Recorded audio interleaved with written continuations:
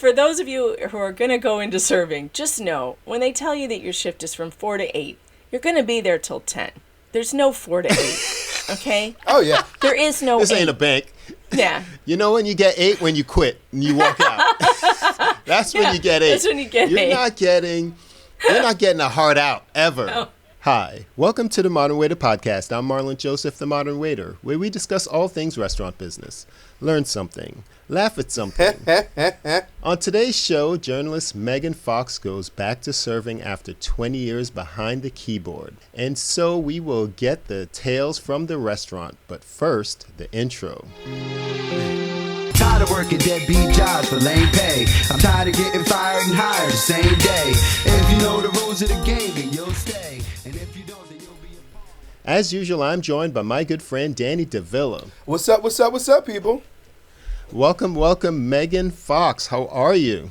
Hi, Very Megan. good. Thanks for having me. Good to see you again. I was on Megan's show maybe a month ago. Yeah, I hijacked you for like 2 awesome. hours, and you You did can tell so me about good hanging out with me for that long. Everybody loved it. Yeah, it was fun. You do a live show. Tell us a little bit about that. Sure, I stream on YouTube and Rumble, and I do mostly coverage of trials, true crime, stuff like that. And on my locals page, though, meganfox.locals.com, I do a lot more fun stuff. We do cooking, we do cleaning streams, laundry streams, watching movies together. And also I started doing a series called Tales from the Restaurant because I went back to serving after many, many years behind a keyboard. Because I got a pinched nerve and some chronic pain from sitting all day long for 20 years. Apparently the spine doesn't like that. Oh, wow, okay. Yes, so Yes. it was brought to my attention that I should walk a lot more. And then I thought, well, I can't walk for hours a day without getting paid. It's taking away from what I do to get, I can't sit in front of my keyboard, so there goes that money. So what can I do that I can walk and get paid? And I used to wait tables years ago when I was in my 20s, to make ends meet. And I thought, well, and I've been in the restaurant industry my whole life. My dad owned restaurants and grocery stores, and so I worked for him since I was little. So I have a background in it, and I've always enjoyed it. So I decided to go back to it, and you know what? I got 100% out of pain within about 3 months.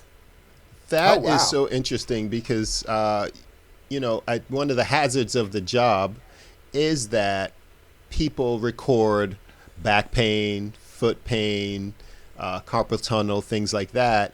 Here you go and you use it as physical therapy. Yeah. That's so interesting. Yeah, and now Now, slow season's killing me because I've not had any shifts in a couple of weeks because it's so slow.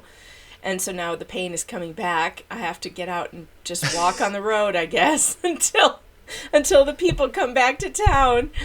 So give us a little context of, in general, where are you and what's your season like? So I'm in New York, and I'm in the western part of New York, far west by Rochester. And so here we have Okay. beautiful Finger Lakes, and we have this summer. It's a very beautiful summer here. So it's a short season. Our season is basically between June and September. Anything after that, yeah, it's a very short season. So, are there other options? Yeah, I guess I could go to the ski mountain and try my hands over there because we have skiing during the winter. So there's plenty of other Gotcha. places that Okay. might have more business. But I learned the hard way. You got to get a job there in the high season because when it comes to low season, that makes sense. they're not hiring anymore. So after you've done journalism, you authored a couple of books, and 20 years go by. How has it changed? How has the restaurant changed in your opinion? Boy, it doesn't seem to have changed much at all other than the POS system. Everything Okay. to me seems very much like riding a bike, just like getting back on it. I don't see much difference except for the computers and the touch buttons. Back in the day it was writing on notepads and, handing those tickets to the kitchen. In the restaurant where I work, it's kind of interesting because the food is not on the same floor as we are. We have a big banquet facility that does weddings and other sorts of classes, like cooking classes, and the restaurant's upstairs and all that stuff is downstairs, and the kitchen is down there too. So we have to get our food off of an elevator, and so we communicate by radio, which is very different. That's one thing I've never done before, communicating with the kitchen through a radio instead of being able to just walk in, and say, hey, where's my stuff? That's now, interesting. Is the radio system tethered to you, or is it like a walkie-talkie? It's Do like you have an earpiece? It's a walkie-talkie. Okay. And that has its downsides because if you're standing by a table and somebody comes over the radio, they have to be very careful what they're saying. Normally it's very short, like just food on the alley, and then like to just go get it. But sometimes tempers flare. My goodness. And I have been standing by a table when a couple of F-bombs got flown over the radio. And, then you're grabbing for it and trying to turn it off and like... Is it on your shoulder? Is it on your waist? Most of the time, I like to keep it on my shoulder so it's next to my ear. Because if I put it by my waist, it's next to the customer's ear. Because I'm standing. That's a good point. So I try to keep it up here. And then I can easily just kind of like cover it. It's so dumb. But I mean, we have to communicate with them in some way. And if you turn the volume down too low, well, then you miss it. Then you don't hear it in a busy, loud restaurant, right? True. One of the places that we go to for our shift drinks, Anthony's, they have earpieces in. And the other day I was in and I was asking them, is that distracting to walk around and then you hear chatter in your ear? Because most when you're wearing it, I think all the employees really all wear them except for the bartenders, really. Yeah. And I can't imagine trying to engage guests with other things going on. So it's difficult. I will often, when I'm at a table and I'm talking, and if they start talking on the radio and it has nothing to do with me, I will just grab it and turn it all the way down.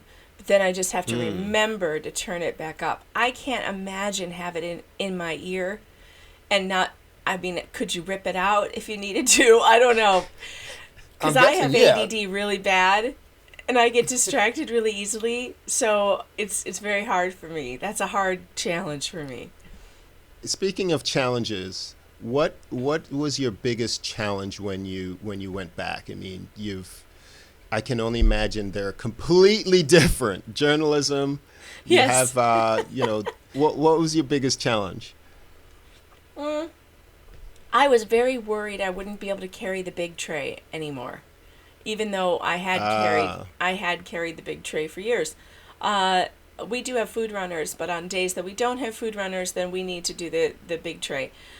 But I was pleasantly surprised that the very first time I picked up the big tray, I just remembered how to do it. And so I haven't had any of those issues, like dropping anything. And it's just kind of like I said, like riding a bike.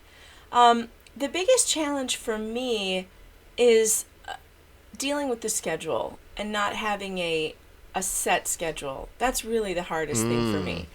We're kind of overstaffed, and now that it has gotten to be so Yeah. slow, all of a sudden all my shifts are just gone, So it's hard not to take that personally. It's really hard to not take that like, gee, did I do something? Did I say something?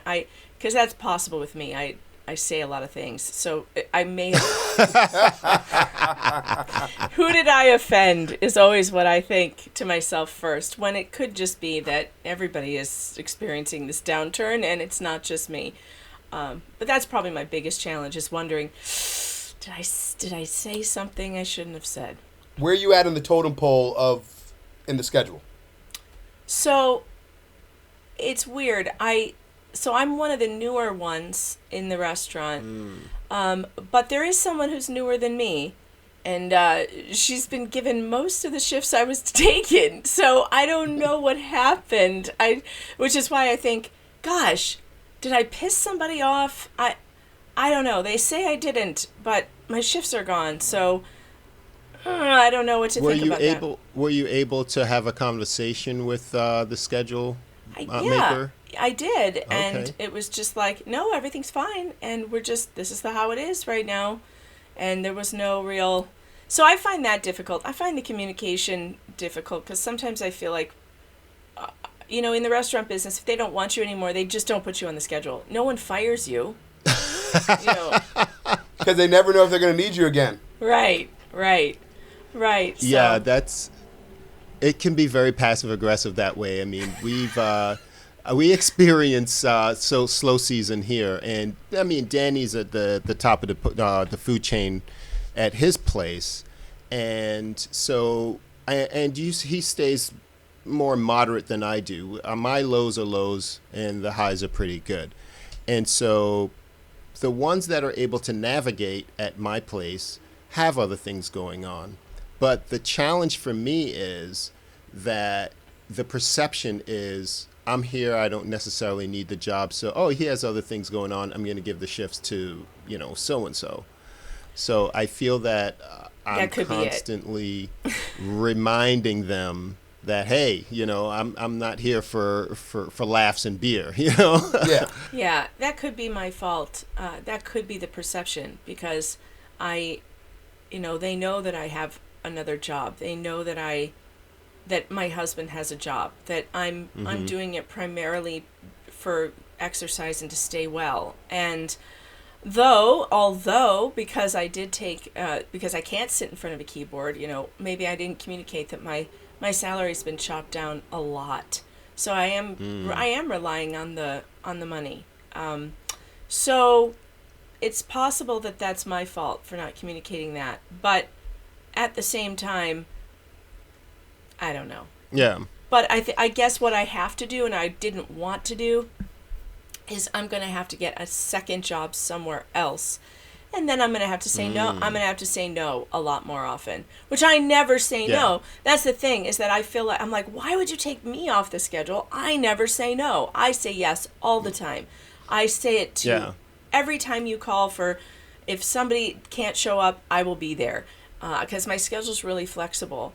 And so, but now if I have to do that, if I have to get a second job, now I'm going to have to juggle the schedules and say no a lot more. And that's a really difficult thing too. Like if you're working at more than one restaurant, because I did that in the summer. I worked at another restaurant at the same time. And my manager was really annoyed by that. She was like, oh, when do I get you full time?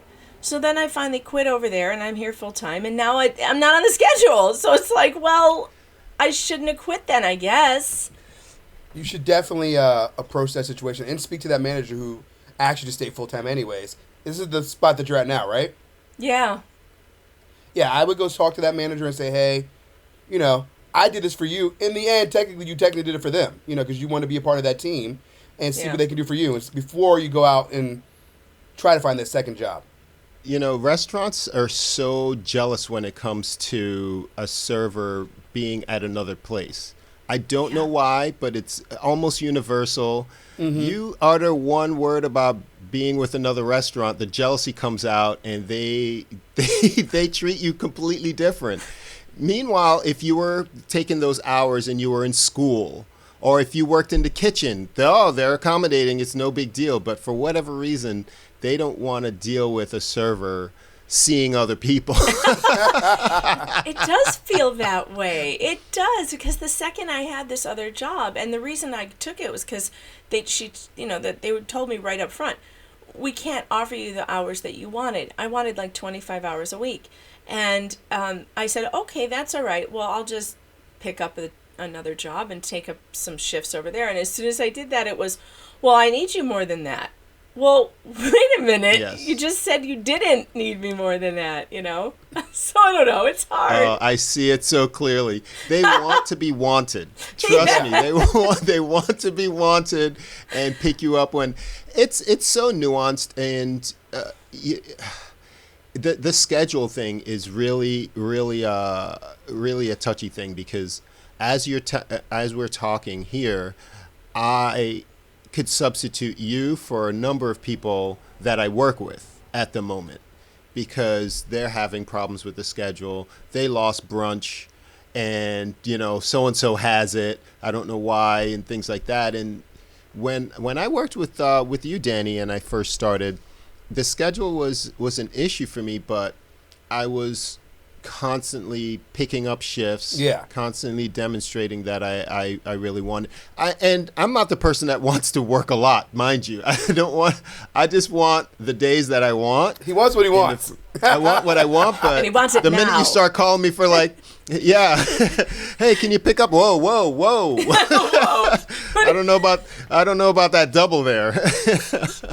I love a double shift. The double shifts are great for No, me. you do not. I do. I love a Are double. you serious? I make tons of money. I get tons of steps, and we eat for free when we're on a double. So I love a double shift. I just do. I think it's better for me to walk out with a big check, and I feel good about that. And I also got tons of exercise, and so I just feel good. I just feel good at the end of that day. I know it sounds crazy, right? But I'm exactly It does sound crazy. I'm exactly what you want. I am exactly what a restaurant wants because I'm very flexible. I have tons of hours to give you. I love a double shift. I always come in. So I don't know. Okay. Maybe. There's some maybe you have a grating personality. Something's not stirring the Kool-Aid. Possible. But the weird part is How long are your double shifts? Just about 8 hours. Okay, that's not bad then. No. Okay. Wait. Let me understand this. 8 total consecutive hours or 8 working hours? Do you get a break in between? I could take a break in between. Yeah, there's always a slow time between 3 and 5, but then we're doing side work. I generally don't take a break. I usually just do my side work and find other things to do. And then the next shift goes until the restaurant closes, which would be 9, but then we're there till 10 at least, maybe 10:30. So maybe 9 hours. Yeah, I hate that. You're never on for those of you who are going to go into serving, just know when they tell you that your shift is from 4 to 8, you're going to be there till 10. There's no 4 to 8. Okay? Oh yeah. There is no This 8. ain't a bank. Yeah. You know when you get 8? When you quit and you walk out. That's when you get 8. That's when you get 8. You're not getting a hard out ever. No. Not even when you're in overtime. It's I'm sorry. You got to stay till. And you're like, please, sir, can I leave now? Nope. But you don't even ask because that's jeopardy right there. There's no way that you're going to be able to leave when your coworkers are brothers in arms. Yeah. So and they're in the middle of trenches. You have to be able to.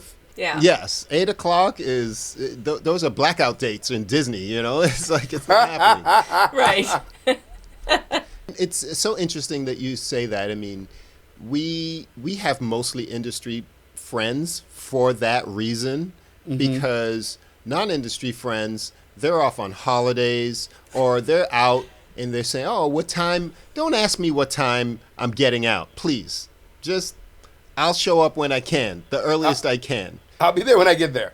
It could be between 9:30 or 11:30. Give me a 3-hour window. Yeah, you can't tell without a doubt. because if the restaurant is not busy, you could be you could be out of there in a half an hour after close. But if the restaurant has been busy, True. you have an entire restaurant full of silverware to roll, and it's still got to be washed. Absolutely. And Yep. And there's the dishes didn't get sent down to the kitchen until after close. Or we have a band on Friday nights, and do I hate this. So now they have this thing that they have the band that comes, and the restaurant closes at 9, but the bar will stay open till 9:30 because the band will play till 9:30. But then those people absolutely. do not leave. They do not leave at 9:30. They Oh no, they're not going nowhere. They're rocking out. Yeah. And we're standing around like we have been done for an hour. Would you please go?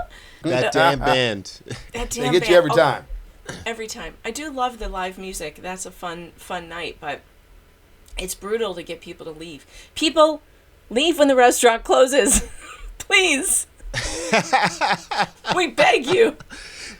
So there's no separate area where the bar and the band is at compared to where the restaurant's at, so you guys can clean up and do your normal stuff? Yeah, there is, but the bar we also have to clean up the bar. So if they still have plates on their tables, like we'll try and pre-bus those and like get the plates off the bar tables. We've got high tops in the bar. So we'll try and pre-bus all that, but then the bartender still has to wash all the glasses. We're not coming and taking their glasses away, you know? So yes. It's just, and then just like having those lingering people is kind of, you know, frustrating when we're ready to go. But what are you going to do? That's the business. 'Cause you ain't making no money. Nobody's making any money, right? Yeah. That's the thing. Like you mentioned, taking the glasses away. I take them glasses. If you're down to the nub, oh yes, I get them out. I don't know about you, but I get them out. I'm not shy. If it's not being used, I'll just stake that right there. I'll leave you the napkins for as long as possible. So I do it in stages. Any reason for me to keep coming back to the table or to the bar top to really let you know that he's there. Yeah, that I'm here and there's time to go and there's motion, I'm going to take every opportunity to do so. I've learned so much from you. You have so many good tips like that. I love listening to your tips on all of this. Okay, so let's switch it up. If there's something that you would love to solve, put me on the spot and let me know, what is it that you would like to know? I want to know how to get back on the schedule. God, why the hell am I not on the schedule? That's knowing the schedule maker. Yeah. And so, go ahead. Yeah, you definitely have to know your manager or whoever the management is and kind of see, almost kind of be quiet, but watch and kind of see what their tendencies are and stuff like that. And this way you can almost define what kind of manager you're dealing with, and this is how you can approach them the best way. Absolutely. If I were you, I would start from, like I said, knowing the schedule maker. And what has worked for me is sitting down. It doesn't have to be a big sit down, but letting them know that this conversation is regarding the schedule and saying, what is it that you need? You know, like ask them to identify what they need from you. And it puts them in a position to help you. Because if they say, oh, I don't need anything from you, then they're just admitting that, you're useless there, and then, you could just go about your business.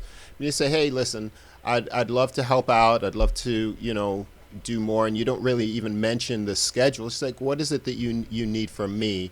Do you need me on call? And you just hopefully give them an opportunity to speak. And as they're speaking, you're a journalist, you are going to be solving the issues that they have, like you told me. Oh, I'm available for doubles. I have a lot of free time and this and that. And then you start to, once they have completely spoken what their issues are, and their issues may not even be with you, they may be solving their other scheduling issues by not scheduling you.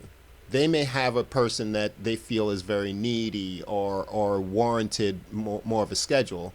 And then you say, hey, I do have a slow time for this, and, I do have a need for that. And then it puts you on the top of the mind for at least, hey, maybe you don't get, a +3 more shifts, but you might get a +1 or 2 more. Yeah, I'd settle for one, I'd settle for one shift a week at this point. And it seems like there should be room for it, but it just hasn't happened. So, I think I might need to have a face-to-face, because so far it's been all over the text message, because that's how they communicate. And that might not be the most effective way to communicate. Yeah, I think it's definitely a squeaky wheel business for sure, is how, especially with schedule makers. And then they may reveal something that is is useful for you. Texting is so much easier to hide for them. So you're a journalist, go in there, you got to be in their face and just, but not in not to where you're being a pest, to more where you're being FaceTime. Yeah, it's this way you can read them and you can really get a better understanding of what's going on.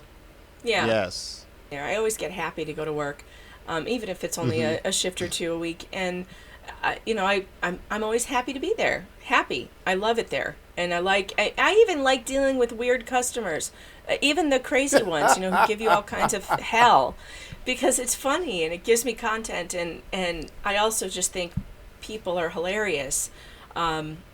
Describe a guest interaction that really sucked, that challenged you. Oh, well, it had to be the extra lady. She wanted extra everything on extra this, and she had this funny voice, and it sounded just like that. And her date, or whoever she was with, he was barely able to restrain himself. He kept trying to stop her from what she was doing, and it was so funny, because every time she would open her mouth, he would be over there going, no, oh God, no. Oh my! Out loud? Out loud, under his breath, no, oh God, no. And she would say, she would go, okay, I want a Caesar salad, but I want only green lettuce. Only the green lettuce. The greenest lettuce that you have. And I'm like, okay. And inside I'm thinking, lady, you're going to get what you get. I'm not going to tell this. Yes. I'm not going to tell the kitchen to pick out each individual leaf for you. Like, no. But I don't say that. I'm like, sure, And then she goes, and I want extra dressing. Extra. And she said it like 4 times. Extra. Okay. Ooh. Then she orders some other sandwich or something, and she goes, and I need extra aioli on the sandwich and extra aioli on the side. And like her date is just like, by this time he's like over there like just melting in his chair. His head. Oh yeah, and his order was like, I'll have the burger and fries. Yeah, of course. Did she even use the extras? She did, except there was there was one side of aioli left over that she did take home with her. So I will give her the pass, because at least she took it home. But then when she ordered cheesecake, she stayed for dessert. There are some people you really don't want to stay for dessert. She was one of them, and she stayed for dessert. And I knew what was coming. She ordered the cheesecake, and the cheesecake has like a berry compote underneath, and I bring it to her, and she goes, oh, no, I need extra chocolate. And we both, me and the date, look at her like, no. What? There's no chocolate on this. This is not. I said, no, ma'am, this is berries. It's berries. She goes, I know, but I want extra chocolate. I'm like, let me get this straight. You want me to go get the Hershey syrup and just all over it. She's like, I know you have chocolate here. I'm like, oh, okay. All right then. I had to bring her. I literally went and brought her a bowl of Hershey syrup. That's what I did. A bowl of, yeah. I would have charged her. Yeah, we don't do that. It's like extra. We don't even charge for extra dressings and stuff like that. It's like a fancy place, and they feel like that's, gauche. So we don't charge for extra stuff. But when you have a person like that, it's like, oh, there needs to be a button. There should be a button on the POS for extra morons. Like that needs. I need a button for that. And that's what the charge is for. Yeah, the charge is for taking up our time with these ridiculous requests. The requester button.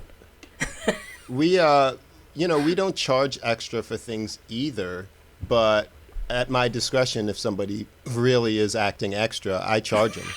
I've charged people for lemons.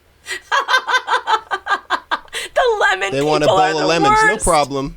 The lemon bowl people of lemons, are the no worst. Problem. Yes, oh, yes, God. yeah. I had a guy ask me for lemons for his water. I bring him the lemons for his water. I put them right in front of him, and I'm watching him the whole time he's there. He never touches the lemons. At one point, I come over and I say to him, "Sir, I put the lemons right here for your water, remember?" He goes, "Yeah, I know." I walk away. He just likes looking at him? He left him there. Wow. The whole time. Never used him. That's garbage. That's awful. It's awful. Now he needs to be charged. He should be charged. He needs to be horsewhipped is what needs to happen. That's a bad person. That's a bad person who takes food and just wastes it and stares at it and doesn't do anything with it and made you go and run and get it and then nothing. Didn't even take it home. I don't know what that was for. Yeah. Were they emotional support lemons? They might have been. Okay, I'm gonna let you go on this final one. What's the best and worst of going back to To the restaurant. Yeah, to the restaurant. What's the best and what's the worst? All right. Well, the best has definitely been the camaraderie and making friends and the social aspect of it. I think is the best thing because there's a really good crew, and just honing that skill again, getting better at waiting tables again. I'm, getting really good at it again, which I like. And then, but the worst part is this downturn in business and then having to worry about all of this. Like, what did I do? Is it me? Am I not liked? That's the worst part. It feels like high school, Navigating the slow season. Navigating the slow season. Yes, that is definitely what I would say. Okay, so I know I promised you, but you did say the camaraderie. Now you're married. Yeah. Do you drink at all? Do you do shift drinks? I do. We afterwards I usually have my shift drink when we're rolling silverware though. We don't go to other places. I mean, we have gone to other places. I've done it once with my manager and the bartender. We went across the street to the biker bar, which was an experience. I had never been there before. I believe it. And that was quite the experience. But I don't stay out too late. I did that one time. And then our shift drinks we have at the restaurant, we're just having a beer while we roll silverware. But yeah, I do hang out with them. They do more things together that I'm not able to do because I have, kids at home. Like when we don't work on Mondays or Tuesdays. Last night they took somebody out for their birthday and I wasn't able to go because I'm cooking dinner for my kids and stuff. So, I've been invited to a couple of things. Yeah, I've been that's called invited to a adulting. couple You're of things. okay. Yeah. Yeah. I do feel sometimes though that maybe that's part of the problem too. Maybe I need to be more I'll go to whatever we're doing. I'll do but I do have momming to do. You shouldn't have to worry about a social obligation to get yourself on the schedule. No, that's not a part of it. No. Yeah. Even for the camaraderie, you do it the way that you can. You don't want to go out, spend money or spend time. You're doing it exactly the right way, because Danny and I experienced that. Well, Danny's more active than I am socially, but that's just a personality thing. He's very outgoing. I don't like people. So. But yeah, no, you're so funny, Marlene. I would never have guessed in a million years that you were not a people person. Hearing you say, I don't like people, cracked me up. It just cracked me up because you just don't seem like you're just you seem outgoing to me. Like this is something that you enjoy the interaction and this it's was just years. This is a work of years. No. Yeah, actually, yes. This is getting better and better because it was worse before. I remember working with Danny and a gentleman came up to me in the middle of the dining room, and he started yelling at me, and I said, "Is there something wrong with the service?" And then he said, because he noticed every other server's jovial and talking to people, and I wasn't doing that. And I said, "Sir, I was giving you everything that you wanted." He's like, "Not everything." And then it started to click that that's a part of it. Yeah, he wanted a friend. Yeah, he was solo. And so I learned a very valuable lesson that not everyone's there for just food. Or just, they want more. Oh, and God help you if you're giving one table, because you know how you have different energy with different tables. You don't have the same energy with every table. So I had this one table that was so jovial and fun, and they had 20 people there. It was a big table for 2 anniversaries, and they were just in the best mood. And we were cracking jokes. I was taking pictures for them. And then I had this 2-top over in the side who had no problems. I was giving them, they got everything they ordered right on time. I didn't ignore them, but they weren't giving me anything. In fact, the woman at the table was really giving me the cold shoulder, so I thought she doesn't want She doesn't want that. She wants to just enjoy her food with her date and have me just kind of silently be in and out. So that's what I was doing for them, because I felt that that's what she wanted, because they didn't give me anything back. You know, when I tried to banter with them, it was like a nothing. So then you just back off and you give them the silent service. She left me the nastiest review. And part of her review was, first of all, she said it was the worst service she's ever had, which cannot possibly be true, because she got everything. She got everything she wanted right when she wanted it. But she said in her review that I spent all of my time at the big money table and none of my time with them. And she was facing me the whole time. I was like where the big table was, she was facing that table. And I guess because they were loud and boisterous, I think she was jealous of the good time they were having. And she somehow thought that it was because of me. And it wasn't. It was because they were having a good time and I was just participating in it, you know? And it was so hurtful, because I thought, gosh, I really tried to give you a good time, but you didn't want it. You spent all your time being jealous of this other table, and then you take it out on me like I did something wrong. It's really weird how people can be. Yes. So absolutely. They didn't know it was because of them. Like, you bring your own good time and you feed off of that energy. But she wanted you to make her a bicycle. Make me a bicycle, clown. Exactly. Yes. I guess. We're so grateful to have you share with the audience your experience of getting back on the schedule. God, I hope so. Yes, and Danny and I are very grateful to our audience. This is what episode is this going to be, Danny? Is it going to be the first or the last? Of the new season? Yeah. Great question. The end of November will be six years. Wow. Running. Yeah. Wow, So that's this fantastic. Thank you. Show number 261. Congratulations. That's big. Thank you so much. It's Thank you for sharing it with us. Hard to keep it up that long. It really is. If you guys, That's if what she anybody said. out there, if anybody out there wants to hear more of my tales from the restaurant, I'm at meganfox.locals.com. You can find me there. I do a lot of these, well, when I'm working. I do a lot of the tales. There's a lot of the videos up there, all my tales over the summer from everything that happens at the restaurant. And it's a lot of fun, and everybody gets a kick out of it. It's all anonymous. It's like blind gossip, you know. It's fun. Fantastic. And how can the audience reach you if they want to just reach out and touch you? Sure. They can. My email is Megan Fox, MEGAN Fox, .writer@protonmail.com. I'm also on Twitter at Megan Fox Writer, and I'm out there. I'm on YouTube at Megan Fox Writer as well. And so my YouTube channel is a lot of fun, but it's a lot different than this. I do a lot of court coverage. We just recently covered the Maya Kowalski trial that was happening in Florida. She just won $261 million from Johns Hopkins All Children's Hospital for some terrible things they did to her. So we covered that trial. I'm looking for a new one. Florida is usually packed full of high drama trials, though. So. we keep the drama. You do. We keep the drama. Thank you so much. Thank you, everyone. If you enjoy our show, give us a like. And we do this for you each and every week. I'm Marlon Joseph, the Modern Waiter. I'm Danny the Villain. Subscribe, people. Thanks again, Megan. We'll see you next time. Later.